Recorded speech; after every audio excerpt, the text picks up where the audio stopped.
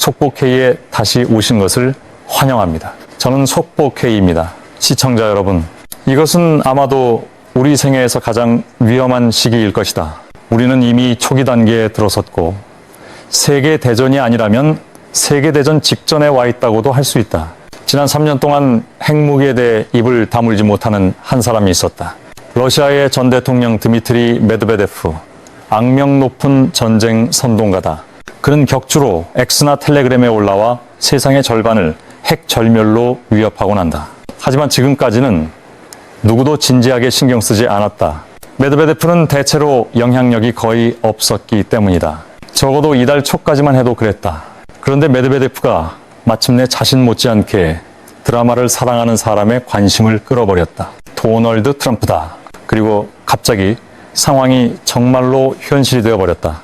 메드베데프가 늘 하던 위협을 내놓자 트럼프는 공개적으로 그를 거칠게 몰아붙였다.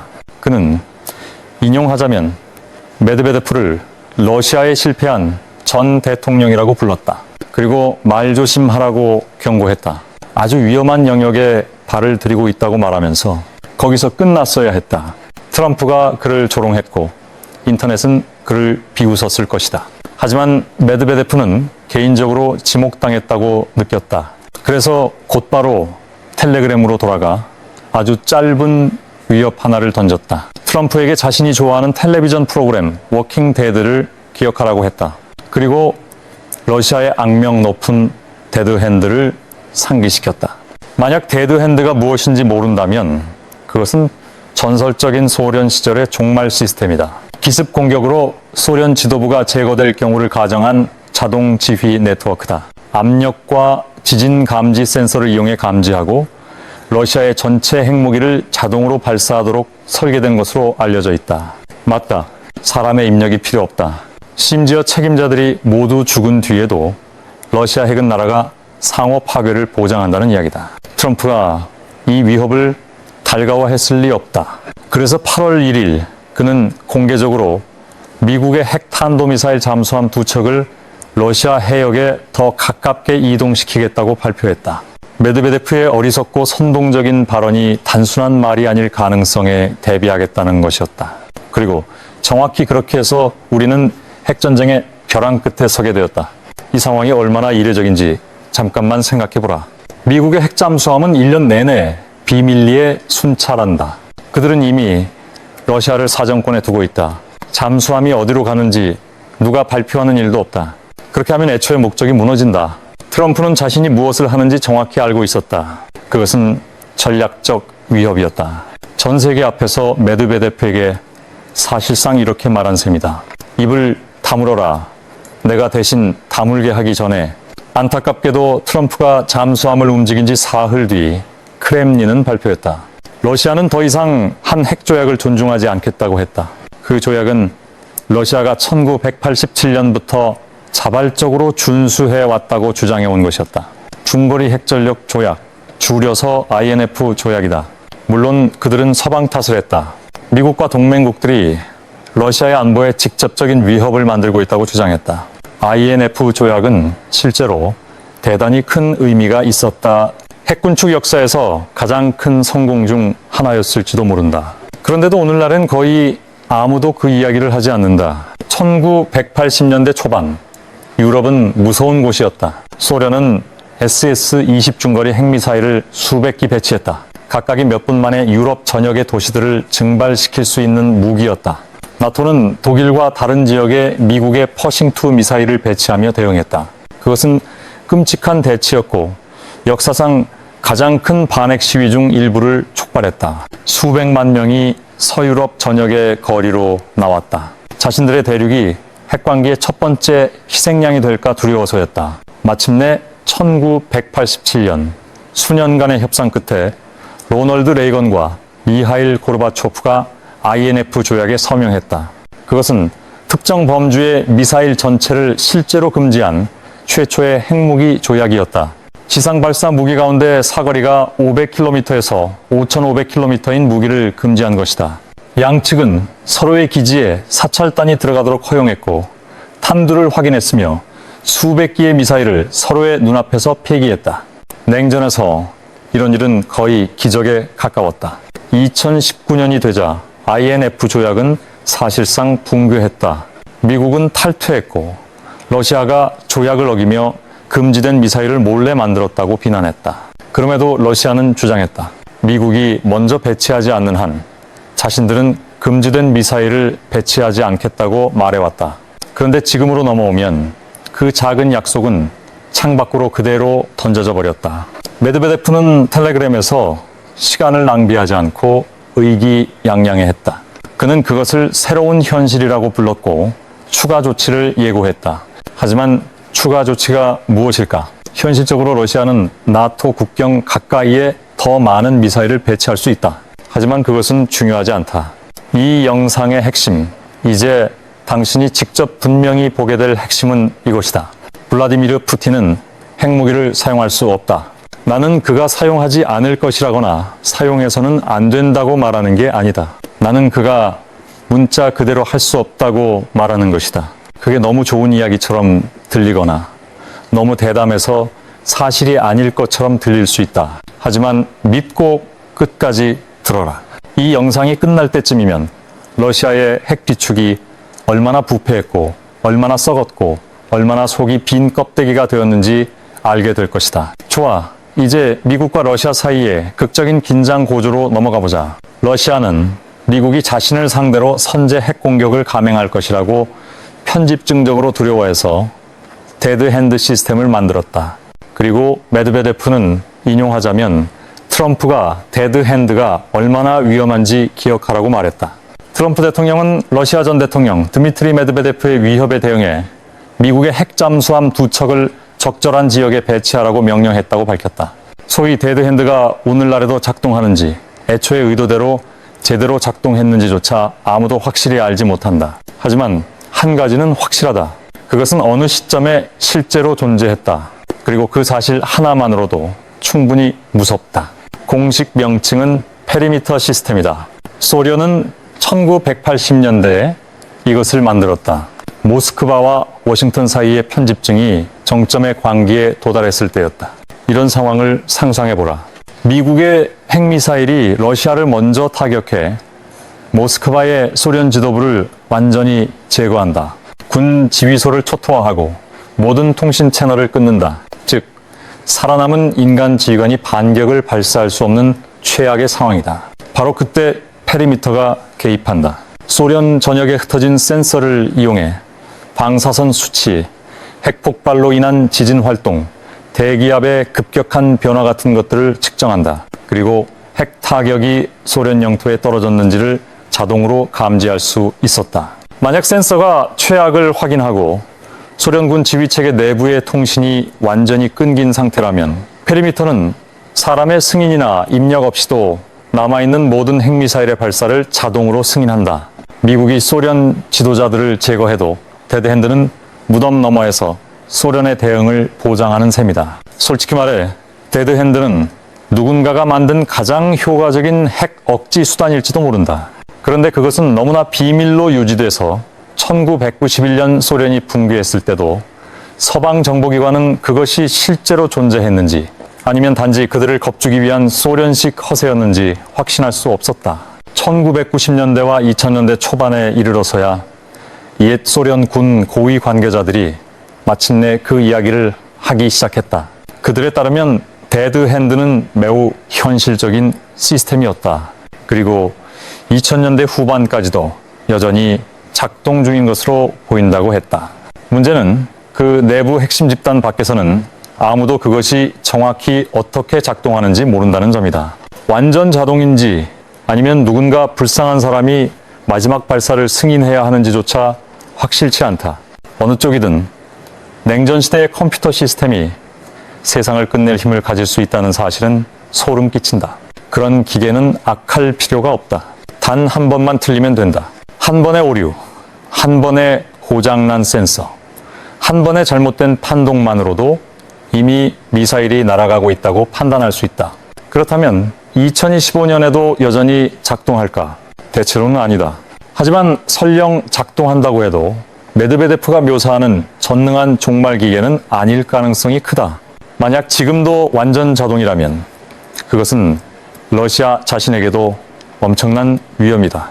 언제든 고장날 수 있는 노후한 센서와 통제 시스템의 생존을 맡기는 셈이기 때문이다. 게다가 종말 시스템의 핵심 목적은 적이 당신을 공격하면 적도 함께 끝장난다는 사실을 적이 알게 만드는 것이다. 그 설계자 중 한 사람인 블라디미르 야리니치도 그 시스템이 속도를 늦추기 위해 만들어졌다고 설명한 바 있다.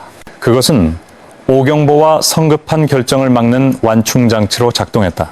데드핸드가 없다면 소련 지도자들은 적의 공격 징후를 보는 즉시 그것이 진짜든 오경보든 간에 공포에 질려 미사일을 발사했을지도 모른다. 데드핸드가 있으면 설령 적의 첫 타격이 자신들을 죽이더라도 시스템이 대응할 수 있다는 것을 알았기에 경보 즉시 발사로 실수로 전쟁을 시작하기보다 공격을 확인할 시간을 조금 더 가질 수 있었다. 하지만 오늘날 누가 진지하게 믿겠는가? 러시아가 40년 된 자동 시스템이 우리 행성의 운명을 결정하도록 신뢰할 것이라고? 그럴 리 없다. 기술은 낡고 센서는 고장난다. 만약 지금 이 순간에도 데드핸드가 존재한다면 여러 출처는 그것이 아마 꺼져 있을 것이라고 본다. 러시아 지도부가 그것을 다시 켤 가능성은 자신들의 생존이 실로 한 가닥에 달렸다고 진정으로 믿는 상황뿐이다. 그리고 그때조차 더 최근의 보고들에 따르면 노후한 기계가 성급한 결론으로 대재앙을 일으키지 않도록 최종 발사에는 인간이 승인해야 할 가능성이 크다. 메드베데프는 당신이 러시아를 무적이고 멈출 수 없는 핵 보복 기계로 믿길 원한다. 하지만 현실은 그렇지 않다. 러시아가 실제로 핵전쟁을 시작할 확률은 0이 아닌 한에서 가능한 한 0에 가깝다. 인류 역사에서 핵무기는 전쟁에서 2번만 사용됐다. 2번 모두 1945년 미국이 히로시마와 나가사키에 사용했다. 그 두 폭탄은 즉시 10만 명이 넘는 사람을 죽였고 세계를 영원히 바꿔놓았다. 그 이후로 우리는 핵무기가 무엇을 할 수 있는지에 대한 지식뿐 아니라 그것을 다시 사용했을 때 무엇이 풀려날지에 대한 공포와 함께 살아왔다. 지난 80년 동안 세계는 수많은 전쟁과 위기, 그리고 핵 보유국들이 재앙의 초단위까지 다가갔던 순간들을 겪었다. 하지만 탄두는 사일로나 벙커를 떠난 적이 없다. 왜일까? 가장 큰 이유는 상호 확증 파괴라는 이해 때문이다. 어떤 핵 타격도 똑같이 파괴적인 보복 타격으로 되돌아오며 공격자에게는 순수한 자살이 된다는 이해다. 물론 그것이 큰 부분이지만 그것만으로 모든 것을 설명하진 못한다. 한쪽만 핵무기를 가지고 다른 쪽은 없는 상황도 있었기 때문이다. 그런데도 그들은 방아쇠를 당기지 않았다. 우크라이나에서 벌어지는 전쟁을 보라. 이론상 푸틴은 작은 전술핵 하나를 쓸 수도 있다. 우크라이나는 핵으로 대응할 수 없고 미국과 나토는 확전을 피하려고 핵으로 맞대응하지 않을 수도 있다. 그럼에도 푸틴은 그 선을 넘지 않았다. 그 이유는 핵 금기라는 것 때문이다. 핵무기를 사용하지 말아야 한다는 도덕적, 전략적, 실질적 장벽이다. 한 번 넘으면 그 다음에 무슨 일이 벌어질지 누구도 예측할 수 없는 선이다. 그래서 가장 평범한 장교들조차, 그리고 가장 잔혹한 독재자들조차 그 선을 처음으로 깨는 사람이 되는 것을 주저한다. 가장 좋은 예가 페트로프 사건이다. 1983년 9월의 어느 늦은 밤, 소련의 한 조기경보 벙커가 갑자기 난리가 났다. 컴퓨터는 미국이 핵미사일을 발사했다고 보고했다. 그리고 몇 발이 더 소련을 향해 날아온다고 했다. 소련의 규정에 따르면 가장 먼저 할 일은 즉시 최고 지도부에 보고해 보복 타격을 검토하게 하는 것이었다. 하지만 그날 밤 책임자였던 중령 스타니슬라프 페트로프는 뭔가 이상하다는 직감이 들었다. 경보 체계는 새 것이었다. 그리고 미국이 대규모 선제 일제 타격이 아니라 고작 소수의 미사일로 핵전쟁을 시작한다는 발상은 말이 되지 않았다. 그래서 페트로프는 자신의 직감을 믿었다. 지도부에 알리고 세계대전을 촉발할 수도 있는 선택 대신 그는 그것을 오경보로 보고했다. 그리고 심장이 뛰는 가운데 레이더나 다른 신호가 공격을 확인하는지 기다렸다. 아무것도 오지 않았다. 실제로 오경보였다. 구름에 반사된 햇빛이 위성에 잡혀 미사일이 날아오는 것처럼 속인 것이었다. 페트로프의 판단은 소련이 실수로 미국을 향해 핵공격을 발사하는 것을 막았고 결과적으로 세계를 구했다. 페트로프는 나중에 자신은 그저 일을 했을 뿐이라고 대수롭지 않게 말했다. 하지만 현실은 달랐다. 그는 엄격한 군 규정을 알면서도 기계보다 자신의 판단을 믿었다. 공식적으로 소련 당국은 그를 질책했다. 하지만 속으로는 그들 역시 알고 있었다. 그들의 나라, 그리고 어쩌면 전 세계가 살아남은 것은 페트로프가 기계보다 자신의 판단을 믿었기 때문이라는 것을 페트로프 사건보다 21년 앞서 또 다른 아슬아슬한 순간이 있었다. 이번에는 쿠바 미사일 위기 때였다. 1962년 10월 소련 잠수함 한 척이 쿠바 근해의 깊은 바닷속에 있었다. 미 해군 봉쇄선에 위험할 정도로 가까운 위치였다. 미국은 그 잠수함이 핵 능력을 갖고 있다는 사실을 모르고 폭매를 투하하기 시작했다.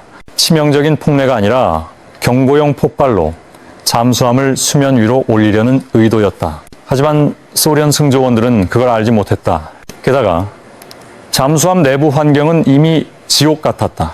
며칠 동안 잠수한 채로 찜통 같은 열기와 신선한 공기 부족, 모스크바와의 통신 두절 속에 버티고 있었다. 수면 위에서 무슨 일이 벌어지는지 알 길이 없던 함장은 위에서 전쟁이 이미 시작됐을지 모른다고 두려워했고 핵탄두 어뢰를 무장시키기로 결정했다. 소련 해군 규정상 핵무기를 발사하려면 3명의 고위 인사가 동의해야 했다. 함장, 정치장교, 그리고 전대 지휘관 바실리 아르히포프였다. 그날 공교롭게도 아르히포프가 함내에 탑승해 있었다. 함장이 핵어뢰 준비를 명령하자 정치장교는 즉시 동의했다. 이것으로 2표였다. 아르히포프가 1표만 더 던지면 핵무기가 미국 함대를 향해 발사될 상황이었다. 하지만 아르히포프는 거부했다. 비좁고 숨막히는 통제실에서 격렬한 말다툼이 벌어졌지만 아르히포프는 버텼다. 결국 그의 판단이 승리했고 어뢰는 발사되지 않았다.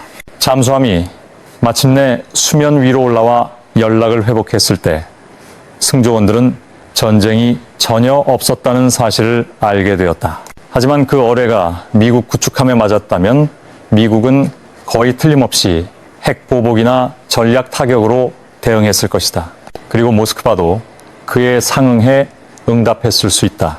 그날 아르히포프는 수억 명의 생명을 구했을지도 모른다. 그는 훗날 페트로프가 20여 년 뒤에 그랬던 것처럼 세상을 구한 사람으로 인정받게 된다. 이 두 사건, 62년의 아르히포프와 83년의 페트로프는 이렇게 보여준다. 핵무기 문제에서 러시아인과 미국인 모두 실제 사용에 대해 극단적인 주저함을 보여왔다는 점이다. 교전 규칙상 가능했을지라도 그들은 그 선을 넘지 않았다. 이제 어떤 이들은 말할지 모른다. 그건 제정신인 장교들이었기 때문이라고. 그렇다면 푸틴이 의도적으로 핵전쟁을 시작하려 한다면 어떨까? 역사는 그 질문에도 꽤 좋은 답을 가지고 있다. 1945년 첫 핵폭격 이후 어떤 핵보유국도 다시 핵을 사용한 적이 없다. 심지어 심각하게 패배하고 있던 상황에서도 그렇다. 예를 들어 한국 전쟁을 보라. 1950년 말 대규모 중국군 공세가 미국과 유엔군을 압도해 후퇴시켰다. 일부 미군 장성들은 전세를 뒤집기 위해 중국과 북한 목표물에 전술핵을 사용하자고 드와이트 아이젠하워 대통령에게 압박했다. 하지만 아이젠하워는 거부했다. 그때 소련도 핵을 보유하고 있었다. 아이젠하워는 핵무기를 쓰는 순간 그것이 아무리 작아도 즉시 세계대전으로 비화할 수 있다는 것을 알고 있었다. 그래서 엄청난 압박 속에서도 미국은 그 선을 넘지 않았다. 그 다음은 베트남이었다. 수년 동안 미국군은 끝이 보이지 않는 소모전에 갇혔다. 수천 명의 병사가 죽고 수십억 달러가 소모됐다. 상대는 도저히 이길 수 없어 보였다. 일부 전략가들은 작은 전술핵을 쓰자고 주장했다. 호찌민 보급로 같은 핵심 보급로를 치거나 북베트남의 요새화된 기지를 때리자는 식이었다. 하지만 그런 제안 자체가 도덕적으로 혐오스러웠고 정치적으로도 상상할 수 없는 일이었다. 민주당이든 공화당이든 어떤 대통령도 그것을 진지하게 고려하지 않았다. 소련 역시 1980년대 아프가니스탄 침공에서 혹독한 손실을 겪었다. 수천 명이 산악 게릴라와 싸우다 죽거나 다쳤다. 하지만 절박함에도 불구하고 핵은 진지한 선택지로 거론되지 않았다. 영국도 1982년 포클랜드 전쟁 때 일부 함정에 핵무기를 싣고 남대서양으로 향했다. 그렇다고 아르헨티나에 핵을 쓸 거라고 진지하게 믿은 사람이 있었을까? 아마 없었을 것이다. 마지막으로 이스라엘을 보자. 이스라엘은 종종 적들에 둘러싸여 있다. 1973년 옌키푸르 전쟁 때 이스라엘은 여러 아랍 국가의 동시 공격을 받았고 모든 것을 잃을 뻔한 공포의 순간을 겪었다. 이스라엘은 생존이 걸린 위협을 대비해 비공식적이고 비밀스러운 핵 전력을 유지하는 것으로 알려져 있지만 실제로 그 핵을 사용하진 않았다. 왜일까? 말로 쓰이지 않은 규칙이 있기 때문이다. 핵 금기를 처음으로 깨지 말라. 첫 핵 발사를 하는 순간 판도라의 상자를 열어버린다. 그 다음은 무엇이든 가능한 세계로 들어가고 보복은 불가피해지며 확전은 멈출 수 없게 된다. 그렇다면 푸틴은 그 선을 넘는 사람일까? 아마도 아니다. 적어도 그 자신이 완전히 몰리거나 러시아의 존재 자체가 진정으로 위협받는다고 느끼기 전까지는 그렇다. 그런 상황은 아직 오지 않았다. 푸틴에게는 기회가 많았다. 2022년 초 그의 병력이 키이우 외곽에서 발이 묶이고 참혹한 손실을 입었을 때 많은 분석가들은 그가 우크라이나를 겁주어 굴복시키려 전술핵을 쓸 수 있다고 생각했다. 하지만 일어나지 않았다. 2023년에도 2024년에도 그리고 지금 2025년에도 사람들은 그가 그 선을 넘을 거라고 예상했다. 그러나 여기까지 와도 그렇지 않다. 푸틴과 측근들은 수십 번, 아니 수백 번의 핵 위협을 던져왔지만 그것은 언제나 위협일 뿐이었다. 지금까지 푸틴은 핵 위협을 실제 무기가 아니라 심리 무기로 사용해왔다. 어느 정도는, 특히 초반에는 그런 핵 위협이 효과가 있었다. 2022년 초 지속적인 핵 과시는 나토가 우크라이나에 무엇을 보내는지 더 조심스럽게 만들었다고 볼 수 있다. 장거리 미사일이나 서방제 전차 같은 일부 무기는 처음엔 금기처럼 취급됐다. 지도자들이 모스크바를 확전으로 몰아넣는 위험을 피하고 싶었기 때문이다. 하지만 시간이 지나고 푸틴이 행동 없이 위협만 반복하자 그 위협은 자연스럽게 이빨을 잃었다. 행동이 없는 위협을 반복할수록 사람들은 덜 신경 쓰게 된다. 2023년과 2024년이 되자 서방은 초기의 주저함을 넘어섰다. 하이마스, 패트리엇 방공망, 레오파르트 전차, 전투기 논의, 장거리 타격 논의까지 공개적이고 거리낌 없이 진행됐다. 푸틴의 레드라인은 하나씩 넘어섰지만 큰 대가는 없었다. 서방은 그의 허세를 간파했고 그가 할 수 있는 일은 불평뿐이었다. 그 결과 핵카드는 가치가 크게 떨어졌다. 그는 그 카드를 너무 과하게 써버렸다. 이 점은 다시 강조할 가치가 있다. 핵 사용이 진지하게 고려될 수 있는 유일하게 현실적인 시나리오는 크렘린이 자신들의 생존이 곧 끝난다고 믿는 경우뿐이다. 예를 들어 나토 병력이 모스크바로 진격한다거나 지도부가 전복된다거나 러시아 국가가 완전히 붕괴한다는 식의 극단적 상황이다. 그때는 잃을 것이 없다고 느낄 수 있기 때문이다. 하지만 지금의 푸틴 체제는 아직 잃을 것이 없는 상황이 아니다. 지금까지 우리는 러시아가 아마도 핵을 쓰지 않을 이유를 봤다. 하지만 기억하라. 이 영상은 러시아가 핵을 결코 사용할 수 없다는 이야기다. 푸틴이 진짜로 원하더라도 대부분 사람들은 자연스럽게 이렇게 생각한다. 물론 그는 할 수 있지 않나. 러시아에는 수천 개의 핵탄두가 있다. 푸틴이 명령하면 발사될 거라고. 하지만 중요한 점이 있다. 무기가 무기고에 존재한다고 해서 실제로 작동한다는 뜻은 아니다. 핵 타격을 발사하는 행위에는 실무적, 기술적, 조직적 장벽이 있고 그것은 훨씬 더 복잡하다. 오늘날 러시아의 핵전력은 80년대 소련의 잘 기름칠된 치명적 기계와는 거리가 멀다. 수십 년의 경제 붕괴, 만연한 부패, 노후한 장비, 방치된 정비가 러시아의 핵 비축을 의심스러운 상태로 만들었다. 사실 푸틴이 내일 대규모 핵 발사를 명령한다면 그 미사일들 중 상당수는 사일로를 떠나지도 못할 가능성이 매우 크다. 표적에 도달하기는커녕 말이다. 강한 주장이라는 것을 안다. 하지만 그렇게 생각할 만한 이유는 충분하다. 공식적으로 러시아는 세계 최대의 핵무기를 보유하고 있다고 한다. 2020년대 중반 기준으로 러시아는 약 5,977기의 핵탄두를 주장한다. 미국은 대략 5,500기 수준으로 알려져 있다. 하지만 핵탄두는 영원히 지속되도록 만들어진 것이 아니다.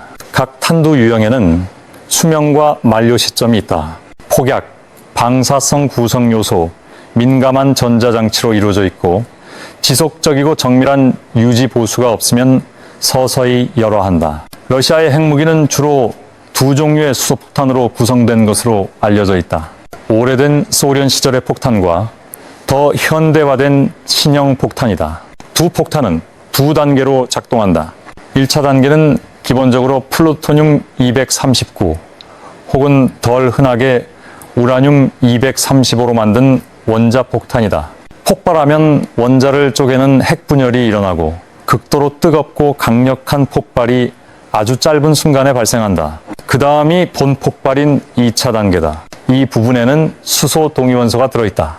주로 리튬6 중수소화물과 삼중수소다. 평소에는 이런 물질이 안정적이고 해가 없으며 단독으로는 별다른 일을 하지 않는다. 하지만 1차 폭발에서 나온 엄청난 열과 압력을 받으면 핵융합이 일어난다. 즉, 쪼개는 것이 아니라 결합한다.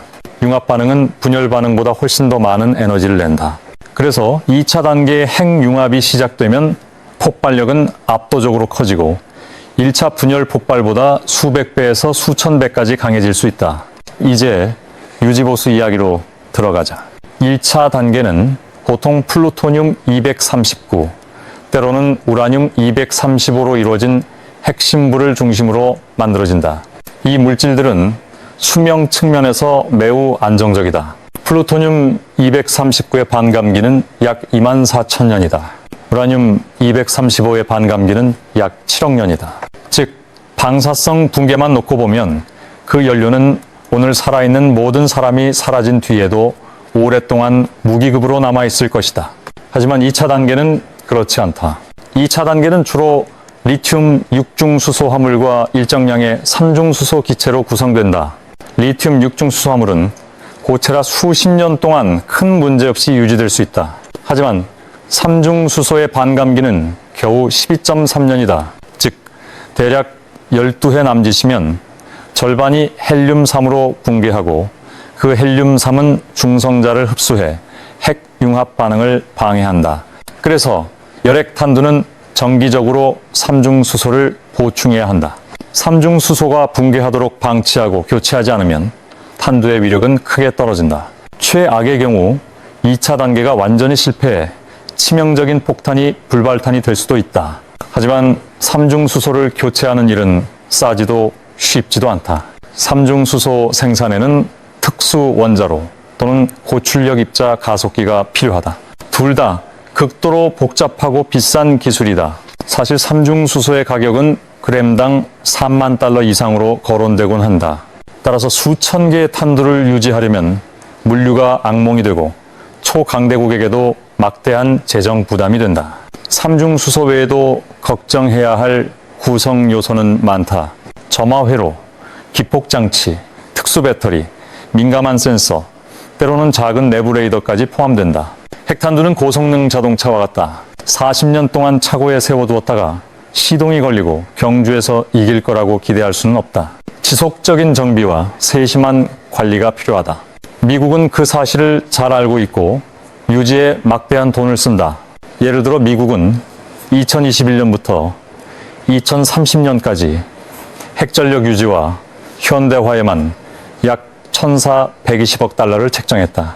거기에는 플루토늄 핵심 부품을 제공할 새로운 시설 건설, 새로운 플루토늄 핵심 생산, 폭약 개보수, 3중수소의 정기 교체, 민감한 전자장치 업그레이드가 포함된다. 미국은 탄두를 왕관 보석처럼 다룬다. 하지만 러시아도 그렇게 한다고 자신 있게 말할 수 있을까? 나는 그렇게 생각하지 않는다. 러시아 경제는 우크라이나 전쟁 이전에 이탈리아 정도의 규모로 자주 비교되었다. 러시아의 국방 예산은 미국의 일부에 불과하고 그 예산은 수많은 지출처를 먹여 살려야 한다. 러시아가 핵전력을 우선순위로 두려 노력해왔다는 점은 인정하더라도 4,000기가 넘는 판두를 상시 준비 상태로 유지하는 일의 규모는 압도적이다. 놀랄지도 모르지만 오늘날 러시아의 핵 비축은 소련 정점기와 비교하면 약 15% 수준에 불과하다. 소련은 한때 4만 기가 넘는 핵무기를 보유했다. 그렇게 급감한 이유는 조약 때문만이 아니라 러시아 경제가 그 거대한 인프라를 감당할 수 없었기 때문이다. 심지어 러시아 관료들조차 냉전 시절의 대량 판두가 해체될 수밖에 없었다고 인정한 바 있다. 이미 안전한 운용 수명을 넘겼기 때문이라는 것이다. 러시아가 부패, 절도, 부실 정비의 긴 역사를 가지고 있다는 점을 고려하면 핵 인프라도 비슷하거나 더 심각한 수준으로 방치됐을 가능성이 충분하다. 현실적으로 부패는 러시아의 우크라이나 전쟁이 왜 그렇게 참담하게 흘러갔는지의 가장 큰 이유 중 하나다. 개전 첫날부터 러시아 병사들은 전투 중 갑자기 멈춰선 전차 안에서 속수무책으로 죽어갔다. 왜냐하면 장교들이 전차에 넣을 디젤 연료를 몰래 빼돌려 팔아버렸기 때문이다. 병력은 유통기한이 지난 식량과 방탄복이 없는 상태로 전장에 내몰렸다. 지휘관들이 군 예산에서 돈을 빼돌렸기 때문이다. 고급 미사일 부품의 대량 물량이 가짜이거나 불량으로 드러난 사례도 있었다. 공장이 정부 자금을 챙기고 값싼 모조 전자 부품으로 바꿔치기 했기 때문이다. 어떤 경우에는 러시아 병사들이 실제로 자신의 장비를 직접 사야 했고 전선에서 살아남기 위해 가족의 기부에 의존해야 했다. 군이 이미 지급했다고 되어 있던 장비를 말이다. 여기까지 오늘 속보K의 방송을 잠시 마치겠습니다. 속보K는 항상 시청자 여러분의 댓글을 기다리고 있습니다. 안녕히 계시고 다음에 다시 뵙겠습니다.